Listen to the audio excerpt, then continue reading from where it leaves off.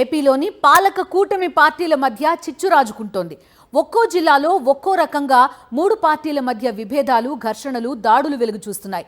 ఎక్కడ చూసినా టీడీపీ నేతలు, కార్యకర్తలే జనసేన, బీజేపీ నేతల మీద దాడులు చేస్తున్నారు. ఒక జిల్లాలో టీడీపీని కాదని బీజేపీ ఫిరాయింపులను ప్రోత్సహిస్తోంది. పైకి అంతా బాగానే కనిపిస్తున్నా ఎవరికి వారే అన్నట్టుగా కూటమి పార్టీల నేతలు తయారవుతున్నారు. ఇంతకీ విభేదాలు, ఘర్షణల సంగతేంటో చూద్దాం. ప్రకాశం జిల్లాలోని ఒంగోలు నగరంలో జనసేన మహిళా కార్పొరేటర్పై తెలుగుదేశం కార్యకర్తలు దాడి చేశారు. అడ్డుపడ్డ ఆమె భర్తను టీడీపీ గుండాలు తీవ్రంగా కొట్టి గాయపరిచారు.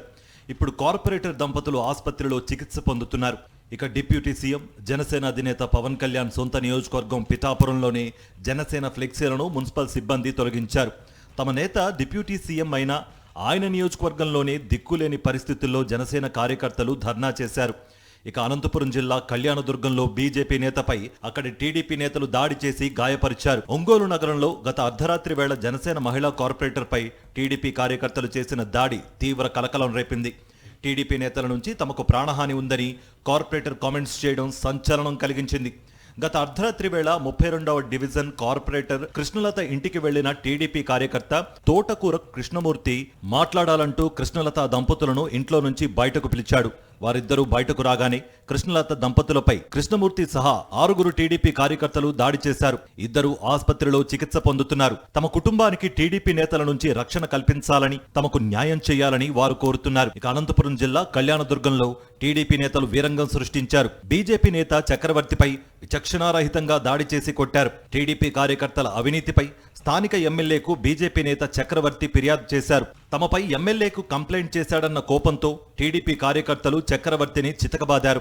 ఇంటి నుంచి బయటకు లాక్కొచ్చి తీవ్రంగా కొట్టారు. ఆసుపత్రిలో చికిత్స పొందుతున్న బీజేపీ నేత చక్రవర్తి తనపై దాడి చేసిన వారి గురించి పోలీసులకు వివరించారు. కాకినాడ జిల్లా పిఠాపురం డిప్యూటీ సీఎం పవన్ కళ్యాణ్ ప్రాతినిధ్యం వహిస్తున్న నియోజకవర్గం. పిఠాపురం ఉప్పాడ సెంటర్లో జనసేన అధినేతకు సంబంధించిన ఫ్లెక్సీలు ఉన్నాయి. వాటిని మున్సిపల్ సిబ్బంది లాగి కింద పడేశారు. అదే సెంటర్లో టీడీపీ రాజ్యసభ సభ్యుడు సానా సతీష్ ఫ్లెక్సీలున్నా వాటి జోలికి మాత్రం వెళ్లలేదు. కేవలం జనసేన ఫ్లెక్సీలను మాత్రమే తొలగించడంతో ఆ పార్టీ నేతలు, కార్యకర్తలు ఆగ్రహంతో ఉప్పాడ సెంటర్లో ధర్నా చేశారు.